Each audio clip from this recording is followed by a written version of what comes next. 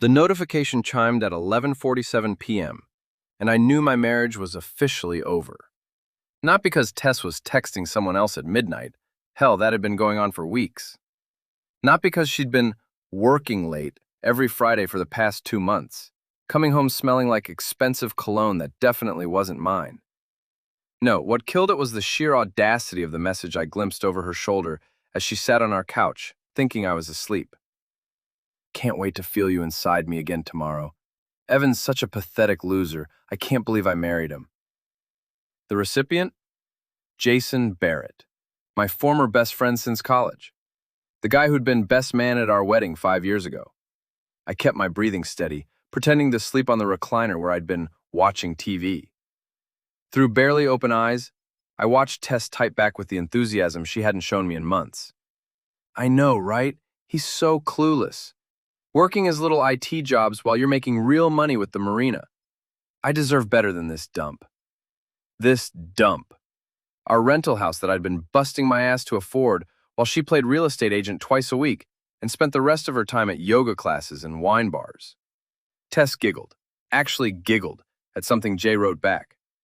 The sound made my stomach turn. When was the last time I'd made her laugh like that? She padded off to the bedroom in her silk pajamas, the ones I'd bought her for Christmas. I waited until I heard the shower running, then grabbed my laptop. See, here's the thing about being an IT specialist in a small Maine town like Millbrook. You learn things. You learn that most people use the same password for everything. You learn that Find My Phone apps are stupidly easy to exploit if you know someone's Apple ID. And you learn that when your wife saves her passwords in the browser and doesn't log out of her accounts, well, that's just poor digital hygiene. 5 minutes later, I was scrolling through months of messages between Tess and Jay. My hands shook as I read them. Evan's working late again. Want to come over? Just told him I'm at book club. Meet me at the marina in 20. He actually bought me flowers yesterday. So pathetic. Like roses will fix how boring he is in bed. That last one hit like a physical blow. I'd bought those roses because I thought she seemed sad. I was trying to be thoughtful. But the worst part? The photos. Dozens of them. Tess in lingerie I'd never seen. Tess naked in what looked like Jay's boat cabin. Tess doing things with Jay that she'd stopped doing with me years ago. I sat there in our dark living room, listening to my wife shower off another man's touch, and felt something cold settle in my chest. Not heartbreak, I was past that. This was something sharper, more focused. Revenge. I opened a new browser window and started planning. First, I needed help. Riley Martinez lived next door with his grandmother, Mrs. Bauer. Kid was 17, built computers for fun, and had been asking me for months to teach him about network security. Smart kid, discreet kid who could use some extra cash. I texted him, "You awake? Got a project for you, good money." The response came back in 30 seconds. "Always up for learning, what kind of project?" "The kind where you don't ask questions and I pay you $200. "I'm listening." 20 minutes later, Riley was in my garage, looking at Tess's phone, which I'd grabbed from the nightstand while she was blow-drying her hair. "You want me to clone this?" Riley asked, his dark eyes bright with interest. "Everything. Messages, photos, social media accounts, the works. Can you do it without her knowing?" Riley grinned. "Mr. Clark, I can make it so every dirty picture she's ever taken automatically uploads to her Facebook timeline. You want nuclear or just regular revenge?" I thought about that giggle, about Jay's hands on my wife, about 5 years of marriage dissolving into pathetic loser and so clueless. "Nuclear," I said, "but not yet. I want to time it perfectly." "How perfectly?" I smiled and it felt like ice cracking. "Perfectly enough to destroy them both." Riley worked for an hour, his fingers flying over his laptop keyboard. When he finished, he handed me back Tess's phone and a USB drive. Everything's on there. Photos, messages, contacts, social media passwords, the works. And I installed a little something special on her phone. "What kind of special?" "Let's just say you can now post to her social media accounts from anywhere, remotely, even schedule posts in advance." Riley packed up his equipment. "Whatever she did to you, Mr. Clark, she's gonna regret it." After he left, I sat in my garage until dawn, reading through every message, studying every photo, learning every detail of my wife's affair with my former best friend. By the time the sun came up, I had a plan. And in 48 hours, both their lives were going to implode. Saturday morning, Tess announced she was spending the weekend at her friend Heather's place. "Girl time," she said, not meeting my eyes as she packed her overnight bag. "You know how it is." I knew exactly how it was. Heather Morrison had been covering for Tess's affair from the beginning. I'd seen the group chat messages between Tess, Heather, and their friend Lori Walsh. They called it Operation Upgrade, helping each other cheat on their loser husbands while maintaining plausible deniability. "Have fun," I said, stirring my coffee. "I'll probably just work on some freelance projects." Tess paused at the door. For a second, I thought she might feel guilty, maybe apologize, maybe remember that we used to love each other. Instead, she said, "Try not to spend the whole weekend on that computer. It's not attractive." The door slammed behind her and I started laughing. Actually laughing. Because in about 46 hours, Tess was going to learn exactly how attractive my computer skills could be. First stop, the Chain, the dive bar downtown where my cousin Frankie worked as weekend bartender. Frankie had been a cop for 15 years before a knee injury forced him into early retirement. He knew everyone in town and saw everything that happened after dark. The Chain was exactly what it sounded like, a dark, wood-paneled bar with nautical decorations and the kind of clientele that minded their own business. Perfect for gathering information. "Evan," Frankie called out when I walked in. "What brings you to my den of iniquity on a Saturday afternoon?" "Need to ask you about someone," I said, sliding onto a bar stool. "Jason Barrett." Frankie's expression shifted. He set down the glass he was cleaning and leaned closer. "Jay Barrett, your old buddy, what about him? What do you know about his business, his habits, where he spends his time? Why are you asking?" I pulled out my phone and showed Frankie one of the tamer photos from Tess's collection, her and Jay kissing on his boat. Frankie's face darkened. "Ah, shit, Evan, I'm sorry, man." "Don't be sorry. Help me." Frankie poured himself a shot of whiskey and knocked it back. "Jay comes in here most Friday nights, usually with some young thing on his arm. Brags about his boat, his marina business, how he's got the whole town fooled into thinking he's some kind of success story." "Fooled how?" "His marina's hemorrhaging money. He owes half the town, including my bookie. Only reason he's staying afloat is because he's been skimming from the boat slip fees and selling fuel under the table." Frankie leaned closer. "But here's the interesting part. He's been flashing a lot more cash lately. New watch, expensive dinners, talking about buying a bigger boat." I felt the pieces clicking together. Someone's bankrolling him. "That's what I'm thinking. And if your wife's involved?" Frankie shrugged. "Well, let's just say Jay Barrett's got expensive taste in everything." I spent the next hour learning Jay's schedule, his favorite restaurants, his business associates, and, most importantly, his weaknesses. By the time I left the Chain, I had a complete picture of my target. Next stop, surveillance. I drove to Millbrook Marina, a collection of weathered docks and overpriced boat slips, where Jay kept his pride and joy, a 30-foot cabin cruiser called Easy Money. The irony wasn't lost on me. I parked across the street and waited. At 4:30 p.m., Tess's Honda pulled into the marina parking lot. She got out wearing a sundress I'd never seen before, carrying a bottle of wine and an overnight bag. 10 minutes later, Jay appeared, jogging down the dock in khaki shorts and a polo shirt that probably cost more than my monthly grocery budget. He swept Tess into his arms, spinning her around like they were in some romantic movie. I took photos with my phone, but I wanted something better, something that would really capture the moment. That's when I remembered Riley's drone. One text later, the kid was beside my car with a high-end quadcopter and a tablet controller. "This is so cool," Riley whispered as he launched the drone. "It's like being a private investigator. Just keep it quiet and get me good footage." For the next hour, we watched Tess and Jay through the drone's camera. They drank wine on the boat deck, made out like teenagers, and eventually moved below deck for activities that made my stomach turn. But I kept watching. I kept recording. Because every moment of footage was another nail in their coffin. "Mr. Clark," Riley said softly, "you sure you want to see all this?" I thought about Tess calling me pathetic, about Jay pretending to be my friend while screwing my wife, about 5 years of marriage reduced to a punchline in their private jokes. "Keep recording," I said.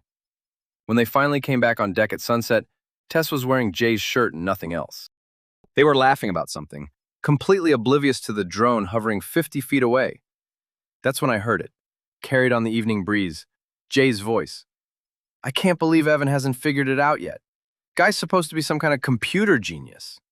Tess's laughter was like broken glass. He's too busy feeling sorry for himself to notice anything. God, I can't wait to be done with this charade. Soon, baby, soon. Riley looked at me with something like pity. You okay, Mr. Clark? I smiled, and this time it felt like winter. I'm perfect. How's that scheduled post feature working? Ready whenever you are. Good, because tomorrow night, the whole town's going to get a very special show.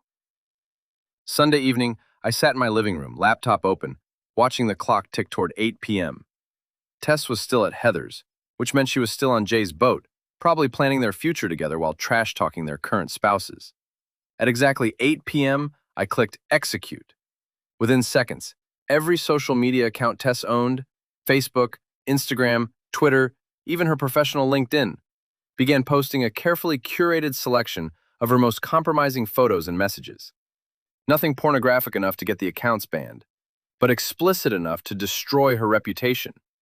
The first post went to Facebook, a photo of Tess in lingerie with the caption, "Can't wait for Jay to see me in this tonight. So much better than my boring husband." Instagram got a picture of her and Jay kissing on his boat. Finally found a real man who knows how to treat a woman right. Hashtag upgrade, hashtag sorry not sorry. But the LinkedIn post was my masterpiece. Mixing business with pleasure at Millbrook Marina. When you find a man who can satisfy you in ways your husband never could, you take the opportunity. Hashtag networking, hashtag new beginnings.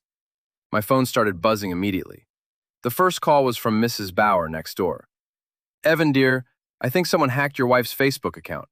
There's some very inappropriate photos. Thank you, Mrs. Bauer. I'll look into it. The second call was from Tess's boss at Morrison Realty. Evan, this is Patricia Morrison.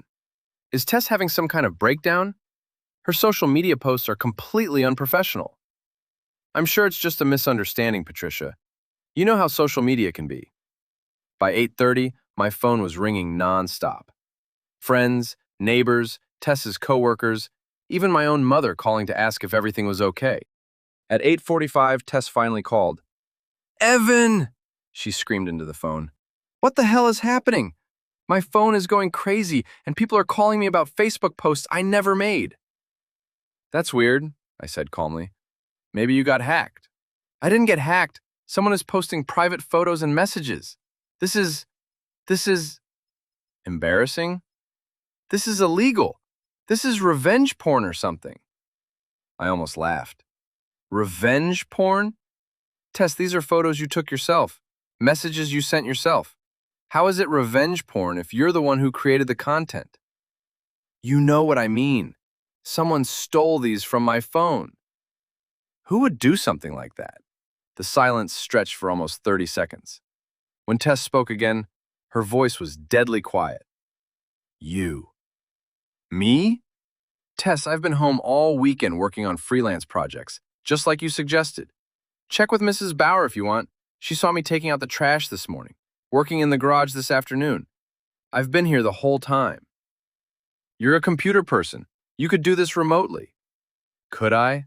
That seems pretty sophisticated. I mean, I fix people's Wi-Fi and install security systems. I'm not some kind of hacker. Another long pause. Evan, if you did this... If I did what? Posted photos you took? Shared messages you wrote? Tess, if someone is sharing your private content, maybe the problem isn't who shared it. Maybe the problem is that you created it in the first place. She hung up. Phase 1 complete. At 9:15, Jay called. Evan, we need to talk. Hey, Jay, long time no see. How's the marina business? Cut the shit. Did you post those photos of Tess? What photos? You know what photos. Jay, I honestly have no idea what you're talking about. Is Tess in some kind of trouble? She called earlier, seemed pretty upset about something. Don't play dumb with me, Evan. If you think you can... Can what?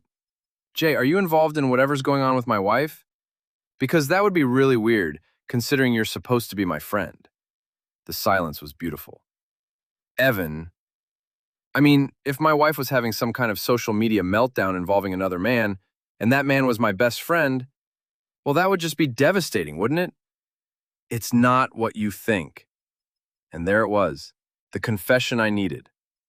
What do I think, Jay? Look, things just happened. Tess was unhappy, and you were always working, and so you decided to comfort her? It wasn't supposed to go this far. I started laughing, actually laughing. Jay, do you hear yourself right now? You're confessing to sleeping with my wife and somehow making it sound like you're the victim. I'm trying to be honest with you. Honest? Jay, how long has this been going on? A few months. How many months? Since New Year's. 8 months. They've been screwing behind my back for 8 months, and Jay was just now trying to be honest because some photos got posted online. Well, I said, I appreciate the honesty, really. It explains a lot. Evan, I'm sorry. We both are. We never meant for you to find out like this.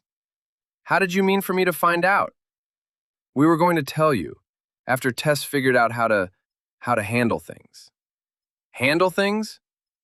The divorce, the separation. We were going to wait until she had a plan. A plan. They had a plan. My wife and my best friend had been planning my life without me for 8 months. That's very thoughtful of you both, I said. Really considerate. Evan, are you okay? I sound what? Calm. Too calm. I smiled into the phone.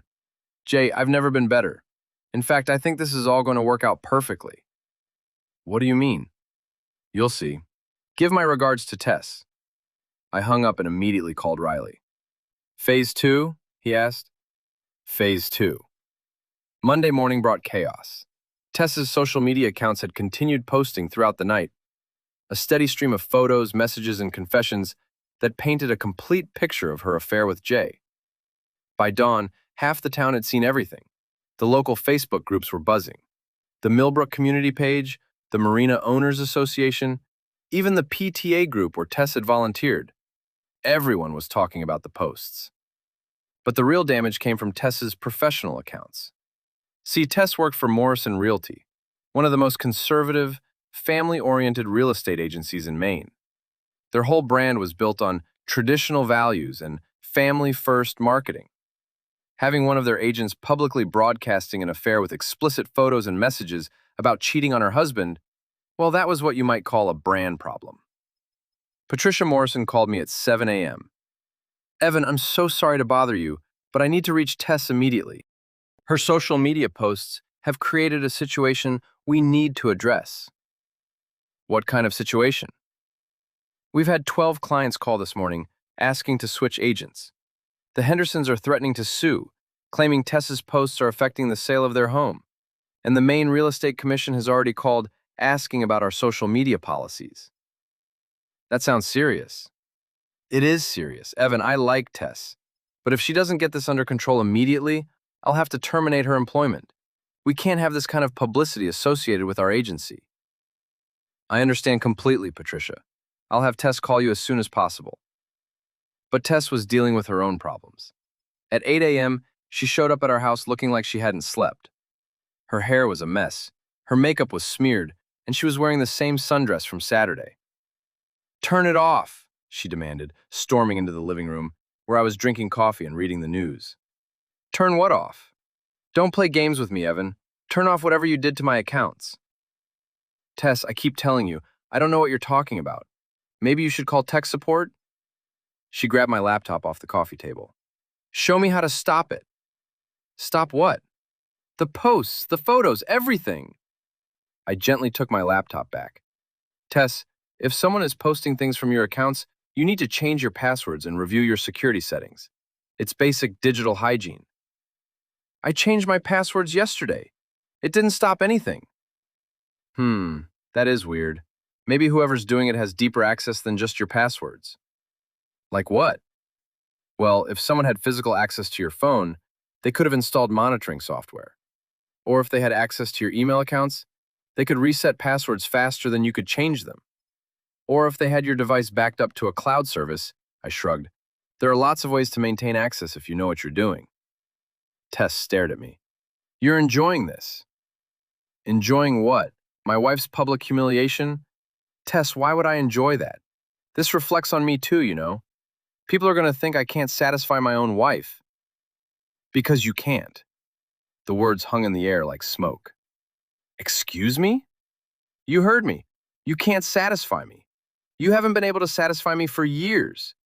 Jay makes me feel things you never could. I nodded slowly. Well, that's honest. Brutal, but honest. I want a divorce. Okay. Okay. Tess, if you're not happy, if you found someone who satisfies you better, if you want to be with Jay instead of me, then yes, let's get divorced. She blinked, clearly not expecting agreement. But, I continued, you should probably know that your boss called this morning.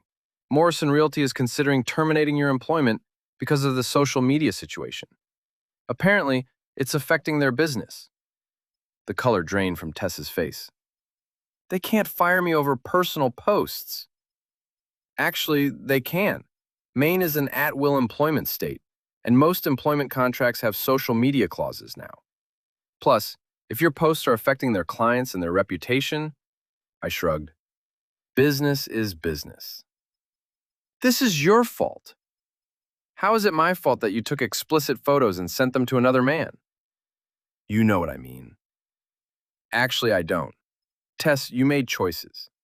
You chose to have an affair. You chose to document that affair with photos and messages. You chose to betray our marriage and humiliate me publicly. The only thing I chose was not to make a scene about it. Not to make a scene? My entire life is falling apart. Your life is falling apart because of decisions you made. I'm just watching it happen. Tess's phone rang. She looked at the screen and her face went white. It's Patricia. You should probably answer that. She did. I could hear Patricia Morrison's voice through the phone, professional but firm. The conversation lasted less than 2 minutes. When Tess hung up, she was crying. They fired me. I'm sorry. No, you're not. You're right, I'm not. She looked at me with something between hatred and fear. What do you want, Evan? What will it take to make this stop? I pretended to think about it. I want you to be happy, Tess. If Jay makes you happy, go be with Jay. File for divorce, split our assets, start your new life. I won't fight you on it. And the posts will stop? The posts aren't coming from me. But they'll stop? I smiled. Eventually, whoever's doing this will probably get bored and move on to other targets. That's usually how these things work. Tess stared at me for a long moment, then grabbed her purse and headed for the door. Where are you going? To Jay's. At least he actually cares about me. Give him my regards. After she left, I called Riley. How's our friend Jay doing? I asked. Not great. His social media got hit around midnight. Same treatment as your wife, but with some extra special touches. Such as? Well, turns out Jay's been bragging about his affair in group chats with some of his marina buddies. Lots of explicit details about your wife. Some really disrespectful stuff. All of that got posted to his business Facebook page. His business page? Barrett Marina's official Facebook. Posted right alongside photos of him with other women, messages about skimming money from slip fees, and some very interesting conversations about tax evasion. I felt a warm glow in my chest. That's unfortunate. Gets better. His wife saw everything and showed up at the marina this morning with a divorce attorney and a locksmith. Changed all the locks on their house and froze their joint accounts. Wow, that's thorough. Oh, and the IRS got an anonymous tip about those tax evasion posts. Apparently, they take social media confessions very seriously. I imagine they would. So, what's phase 3? I looked out the window toward the marina, where Tess was probably comforting Jay over their mutual destruction. Phase 3 is where we get personal. Tuesday evening, I drove to the chain for what I knew would be the final act of this little drama. Word travels fast in a small town, and by now everyone knew about Tess and Jay's affair, their social media meltdown, and the professional consequences they were facing. The bar was packed for a Tuesday night. Half the town seemed to have shown up, drawn by the promise of drama and the chance to witness the aftermath of Millbrook's most spectacular public implosion. I found Frankie behind the bar, serving drinks and fielding questions about whether he'd seen Jay or Tess lately. "They're here," he said quietly when I approached. "Back booth, with Heather and Lori. Been drinking for about an hour." I looked toward the back of the bar and saw them. My wife, my former best friend, and the two women who'd helped orchestrate their affair. They looked like survivors of a natural disaster, huddled together in their shared misery. "You sure about this?" Frankie asked. "Never been more sure of anything in my life." I ordered a beer and walked toward their table. Heather saw me first. Her eyes went wide and she nudged Tess, who looked up with a mixture of guilt and defiance. "Evan," she said, "what are you doing here?" "Having a drink. It's a public bar." Jay stood up, swaying slightly. He was drunker than the others, his face flushed and his eyes bloodshot. "You son of a bitch." "Evening, Jay. How's the marina business?" "You ruined my life." "Did I? How exactly did I do that?" "You know what you did." I looked around the table at Tess, who couldn't meet my eyes, at Heather, who was staring into her wine glass, at Lori, who was frantically texting someone. "Jay, the only thing I did was find out that my wife was cheating on me with my best friend. Everything else, the photos, the messages, the public humiliation, that was all you two." "Bullshit," Jay slurred. "You hacked our phones. You posted our private stuff online." "Prove it." "What?" "Prove I hacked anything. Show me evidence that I accessed your accounts, installed software on your devices, or posted anything online." I took a sip of my beer. "Because from where I'm sitting, it looks like you two got careless with your digital security and someone took advantage of it." Tess finally spoke up. "Evan, please, can we just talk about this privately?" "Talk about what? You want a divorce? I'm giving you a divorce. You want to be with Jay? Go be with Jay. What's left to discuss?" "The posts are still happening," Lori said suddenly. "Even after we changed all our passwords, even after we got new phones, someone is still posting things." I looked at her with interest. "Your phones too, Lori?" She nodded miserably. "Screenshots of group chats, photos from girls' nights, messages about the affairs." "Affairs? Plural?" Heather shot Lori a murderous look, but it was too late. "You've all been cheating?" I asked. "It's not that simple," Heather said. "It seems pretty simple. You've been covering for each other while you cheat on your husbands. You even had a name for it. What was it? Operation Upgrade?" The silence at the table was deafening. "Here's what I find interesting," I continued, addressing the growing crowd of onlookers who were pretending not to listen. "These four people spent months planning affairs, documenting those affairs with photos and messages, and sharing every detail with each other in group chats. They called their husbands losers, made fun of us in writing, and planned their exits like it was some kind of game." Jay tried to interrupt, but I held up my hand. "But now that their own words and photos are public, suddenly they're victims. Suddenly privacy matters. Suddenly they want discretion and understanding." I stood up and looked directly at Tess. "You called me pathetic. You said I was boring in bed. You said you couldn't wait to be done with our charade of a marriage. You wrote all of that down, Tess. You documented your contempt for me and shared it with your friends like it was entertainment." Tears were streaming down her face now. "I'm sorry." "No, you're not. You're embarrassed. You're sorry you got caught. Sorry there were consequences. Sorry your secret got out. But you're not sorry you did it." "That's not true." "Isn't it? Because if you were actually sorry, you would have told me about the affair months ago. You would have asked for marriage counseling or suggested divorce before you started sleeping with Jay. You would have treated me with enough respect to end our marriage before you began another relationship." The entire bar was listening now, not even pretending otherwise. "Instead, you chose to humiliate me privately for months while maintaining the pretense of our marriage publicly. You made me into a joke while smiling to my face. You stole months of my life that I could have spent moving on, finding someone who actually wanted to be with me." I finished my beer and set the bottle on their table. "So no, Tess, I don't feel sorry for you. I don't feel sorry for any of you. You made adult decisions and now you're facing adult consequences. Jay lunged at me then, drunk and angry and looking for someone to blame for his problems. But I'd been expecting it. I stepped aside and Jay stumbled into a nearby table, sending drinks crashing to the floor. Before he could recover, Frankie was there, along with two other guys from the bar. "Time to go, Jay," Frankie said firmly. "Sleep it off at home." "This isn't over," Jay slurred as they escorted him toward the door. "Yes, it is," I called after him. "It's been over for a while, you just didn't know it yet." After they left, I looked back at Tess, Heather, and Lori. Three women who thought they were so clever, so entitled, so much better than their boring husbands. "The divorce papers will be ready Friday," I told Tess. "I'm not asking for alimony, and I'm not fighting for the house. Take whatever you want. I just want this finished." "Evan, wait." But I was already walking away, heading for the door and the fresh air outside.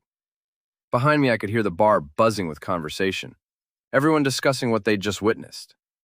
By tomorrow, the whole town would know exactly what had happened and why.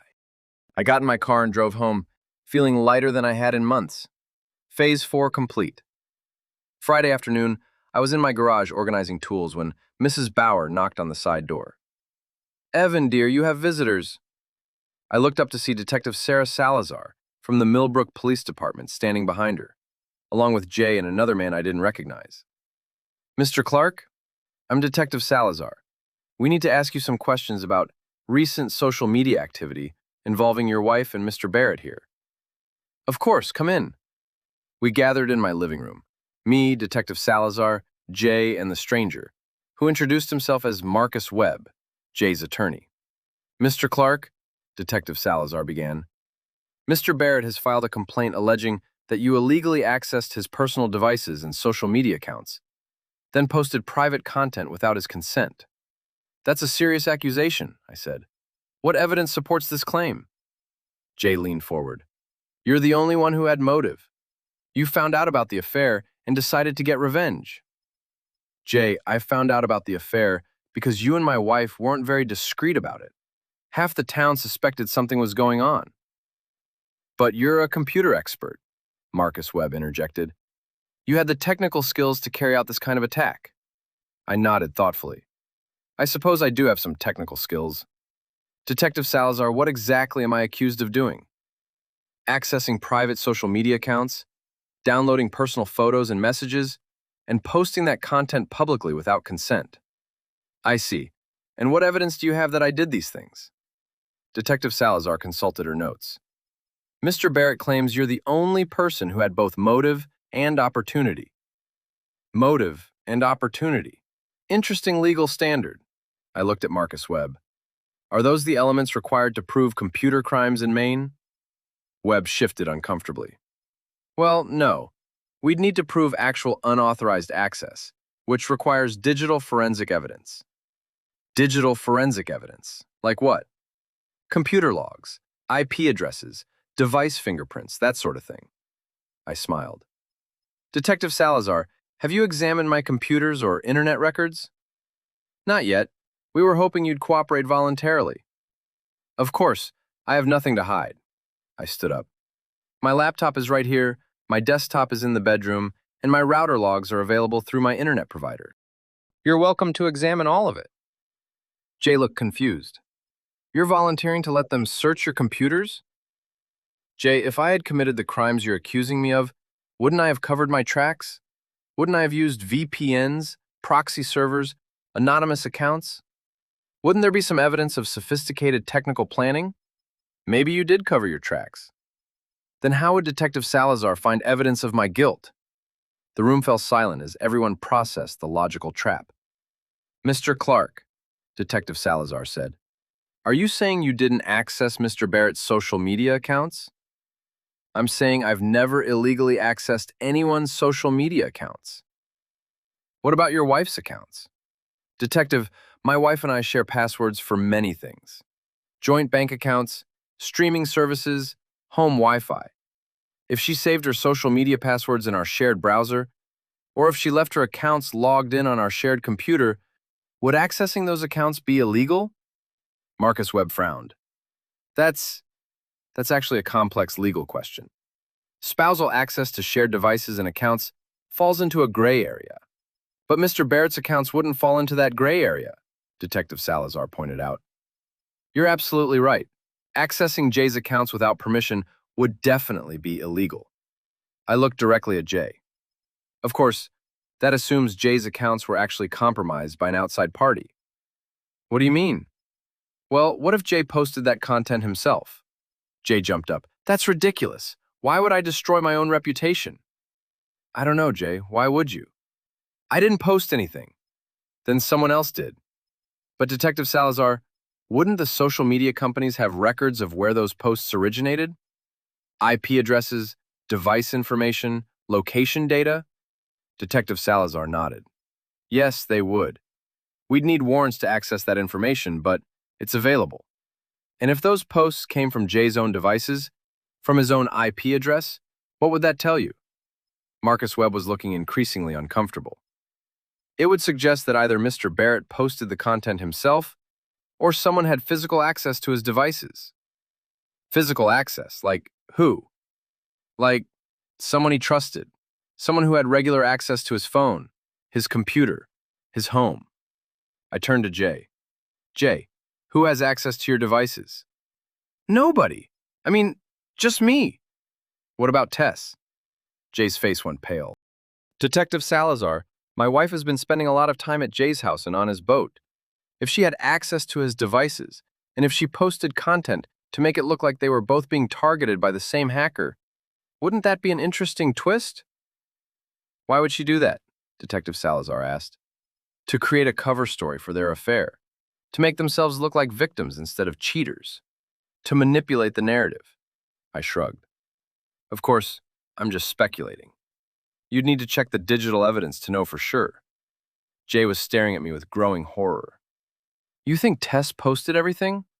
I don't think anything, Jay, but it would explain a lot. Why the posts continued even after you changed your passwords. Why they seemed designed for maximum humiliation rather than financial gain. Why they stopped after Tess got what she wanted, me agreeing to a divorce. Marcus Webb was taking notes frantically. Detective, we may want to reconsider the focus of this investigation. You're damn right we should, said a new voice from the doorway. We all turned to see Tess standing there, her face flushed with anger. How long have you been listening? I asked. Long enough to hear you try to frame me for your crimes. Detective Salazar stood up. Mrs. Clark, we're conducting an official investigation here. Good, because I have something to show you. Tess pulled out her phone and started scrolling through photos. These are screenshots of Evan's computer, taken last weekend while he was in the garage. Browser history, downloaded files, social media management software.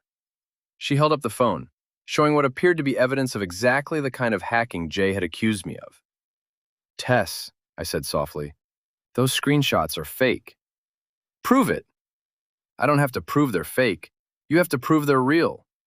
Detective Salazar, digital photos can be manipulated. Screenshots can be fabricated. Anyone with basic photo editing skills can create fake evidence. These aren't fake, Tess insisted. Then you won't mind if Detective Salazar has them authenticated by a digital forensics expert? Tess hesitated for just a moment, but it was enough. Detective Salazar was watching her carefully now. Mrs. Clark, how did you access your husband's computer to take these screenshots? It's my house too. I have a right to use our computer. But you said you took these last weekend. Weren't you staying at a friend's house last weekend? Another hesitation. I came back to get some things. What time? I don't remember exactly. Mrs. Clark, if these screenshots are real, they'll have metadata showing when and where they were created. Are you comfortable with that level of scrutiny? Tess looked around the room, at Detective Salazar, at Marcus Webb, at Jay, and finally at me. This is all his fault, she said finally. He drove me to this. He was such a terrible husband that I had no choice but to find someone else. Tess, I said gently, no one drove you to have an affair. That was your choice. You never paid attention to me. You never made me feel special. So you decided to humiliate me publicly? I decided to find someone who appreciated me. By documenting your affair and then posting the evidence online to make it look like we were both victims? Detective Salazar stepped forward. Mrs. Clark, are you admitting that you posted the social media content in question? Tess looked trapped, desperate. He made me do it. He was going to leave me with nothing. I had to protect myself. By framing your husband for computer crimes? By showing everyone what kind of person he really is. The room fell silent except for the sound of Marcus Webb's pen scratching across his legal pad. Detective Salazar closed her notebook. Mrs. Clark, I'm going to need you to come to the station for further questioning. Mr. Barrett, your complaint against Mr. Clark appears to be based on false information provided by Mrs. Clark. You may want to consult with your attorney about potential charges against her. As they prepared to leave, Jay looked at me with something like respect. You knew, he said. You knew she would do this. Jay, I knew Tess better than anyone. I knew she'd never take responsibility for her choices. I knew she'd try to find a way to make herself the victim and me the villain. I shrugged. I just gave her the opportunity to prove it in front of witnesses. After they left, I sat in my living room, finally alone, finally at peace. My phone buzzed with a text from Riley. Did it work? I texted back, perfectly. Because here's the thing about revenge. The best kind doesn't require you to do anything illegal or immoral. The best revenge is simply giving people enough rope to hang themselves, then stepping back and letting them do it. Tess had destroyed her own reputation, lost her job, and now faced potential criminal charges for filing false police reports and attempting to frame me for crimes I didn't commit. Jay had lost his business, his marriage, and his standing in the community, all because he couldn't resist bragging about his affair to his friends. And I was free. Free from a marriage that had become a lie. Free from friends who had betrayed me. Free from the burden of pretending everything was fine when it wasn't. I opened my laptop and started browsing apartment listings in Portland. It was time for a fresh start. The divorce papers were already signed. The house was already on the market. My freelance business was booming, thanks to all the publicity from being the innocent victim in Millbrook's biggest scandal. Sometimes the best revenge is just letting people destroy themselves while you build a better life. And sometimes, if you're very lucky, you get to watch them do it in front of the whole town.